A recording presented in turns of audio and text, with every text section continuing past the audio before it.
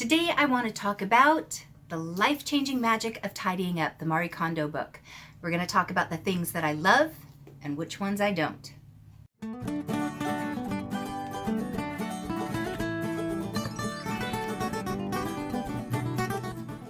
Hello, welcome back to Clutter Fairy, where I help you get clutter-free so that you can live stress-free.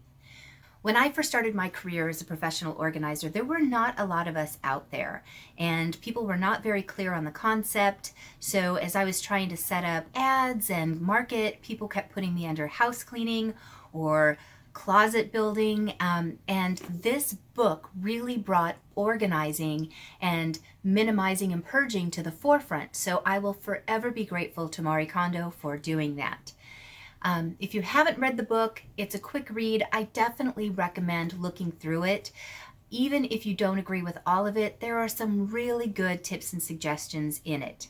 One of my favorites, and I was doing this long before, and I actually saw it from Martha Stewart, but was the folding method.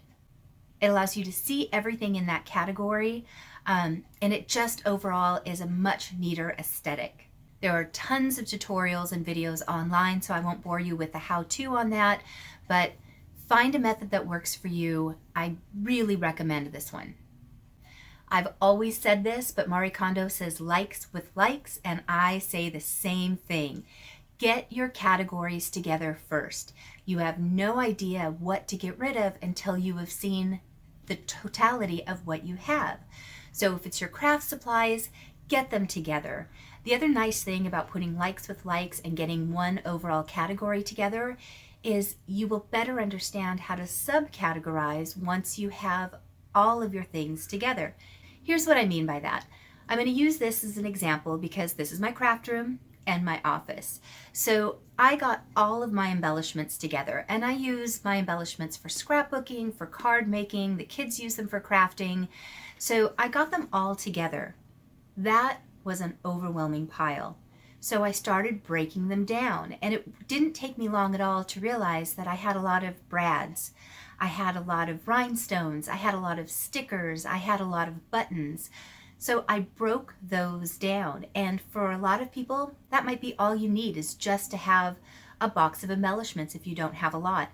If you have more, simply separating them by the type in one baggie might be enough. I drilled it down all of the way so that my floral brads were together, my metallics were together, my primary colors were together, because when I'm crafting, I get a design idea in my head and that's the specific one I want. I personally like being able to just open up my jar of smalls over here, dumping them out, and the brads are already sorted by that color or style, and I can just use it. The next Marie Kondo tip that I really love and strongly recommend is storing larger items in clear containers. I am a total advocate of putting the categories, but if you have 8 boxes of memories or 8 boxes of holiday, and you're just looking for one specific item, you don't want to have to go through all 8 boxes. If you have them stored in clear boxes, it's really quick and easy to just isolate the category, if it's memory or holiday, and then peek around the box really quick to see if that item is inside. It's a huge time saver, so clear containers for me are always the way to go. Tip number 4, which I strongly recommend, is store things vertically. Here's an example of games. We have always put games on a shelf and we stack them on top of one another. What happens is you want to pull this game out and you pull it, this one falls over, or if it's the bottom one that you want, they all fall over. It becomes a pain to get them put back away because we usually stack them like a pyramid. So the small box is on top, we put the bigger one on top, it topples over. I recommend storing games and folders and books upright, vertically. Use that space vertically. That way you can pull an item out and it's not allowing anything else to fall over. The last Marie Kondo tip that I want to go over before discussing the ones that I'm not so in love with is give every item a home. I've always referred to this as a place for everything and everything in its place, but it's really true. There's so many inexpensive ways that you can create individualized homes for your things. You can use cardboard boxes. You can cut foam core to create air dividers in your drawers or in a bin. If you're using a bigger bin like I've got in my area, or a storage bin, still allocate a specific place for those things. And here's why. It's for putting it back. The more defined you create your spaces, the easier the habit is to put things away, because it's not a question of where does it go. There's a spot created just for that item so that it just slips right back in. This is one of my biggest time-saving tips for staying on top of your clutter, and I completely agree with Marie Kondo on that one. I think Marie Kondo is amazing. I really like her techniques. Some people read it and every single tip that she has resonates with them, and I think that's fantastic. For me personally, and from my experience with working with clients, one of the tips that she gives that I have the hardest time with is the concept of finding every piece of clothing that you own and piling it together. When I watched the first Netflix episode and I saw that mound of clothing on the bed, I felt overwhelmed just watching it. I can't even imagine how the homeowner got through that giant pile of clothing and how they were able to sleep in their bed that night. So I recommend not pulling every single item that you own out and putting it in a big pile, simply because of the overwhelming feeling that you're going to have from that. I would break it down into much smaller, more manageable things, unless you have someone helping you. Someone coming in and helping you, whether it be a friend, a family member, or even a professional that you hire, can keep you on task, can help to, once again, put the likes with the likes. So if you're tackling clothes, get all of the pants together, get all of the dresses together, get all of the casual wear together, and then it's easier to make the decisions. But one giant mound of things and you're deciding one at a time, I can't even imagine how you could get through that. I'd love to hear your thoughts on that specific tip. Do you agree with pulling everything out and just going through it all in one shot? Or are you more like me and you'd rather have them broken down into smaller, bite-sized, manageable chunks? Let me know. The other thing that the book claims is that if you follow her methods, you will never rebound and have clutter again.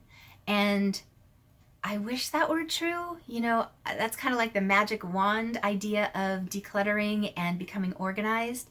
I think with everything in life, it takes persistence, it takes establishing new habits, and it definitely takes some discipline. So I wish it were true that it would be a one-time cleanup and then you would never have that issue again. But I think definitely personally, you need to find something that motivates you to establish a new habit. And there are so many amazing websites online. Just Google ways to get a new habit and you will find tons of pages. But I had always grown up in the business world learning that a new habit took 21 days. And I think that's true with organizing and decluttering. Just because it looks lovely when you walk away doesn't mean that it's going to stay that way, especially if you live in a household with other people. It will probably need to be adjusted, which leads me to my next tip in a moment. It will definitely need to be maintained. So find a system that works for you, search it online, and tweak it as you go. One of the big tweaks that I've made from Marie Kondo, the idea of holding something and seeing if it brings you joy, that's great. Again, if this works for you, I'm so happy. Whatever method works for you so that you can not be stressed out by your things, I'm an advocate for. That being said, there are a lot of things that bring me joy, but I don't have room for them. I don't have a need for them. So I try and approach it more of looking at the life that I want, which is just being relaxed and not being stressed out by my things all the time. Would I spend my money on that item today? And in the beginning, that's a hard question to ask because, yeah, I want everything. I love, love, love all of the Mary Anklebright things, but I don't have any place to display them. So if I were to get a new one, even though I love it and yes, it brings me joy, where am I going to put it? So I wouldn't buy it. I wouldn't buy it simply due to the fact that I don't have a need for it. It would just be another tchotchke sitting on one of my shelves, and I don't want to deal with having to move an entire shelf worth of knickknacks and having to clean them all and clean around it just because visually it brings me joy. So that's a big tweak I have for Marie Kondo. I think a lot of us have things that bring us joy, but it doesn't serve a function, and if we're living true to the lives that we want, then it's not going to bring us that functionality that would allow us to spend money on it. I would love to hear your comments on this. Let me know if this book worked for you, if you have another person that you followed that's helped you. I love watching a lot of these different organizers. Cass from Clutterbug is truly one of my favorites. I think she's phenomenal.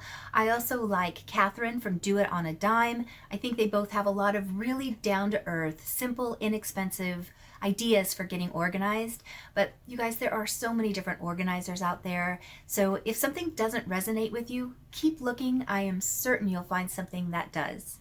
Please give this video a like. If you're not a subscriber, please click that subscribe and notification bell. Next week, we're going to be working on a very highly requested one, which is how I made these cute little labels.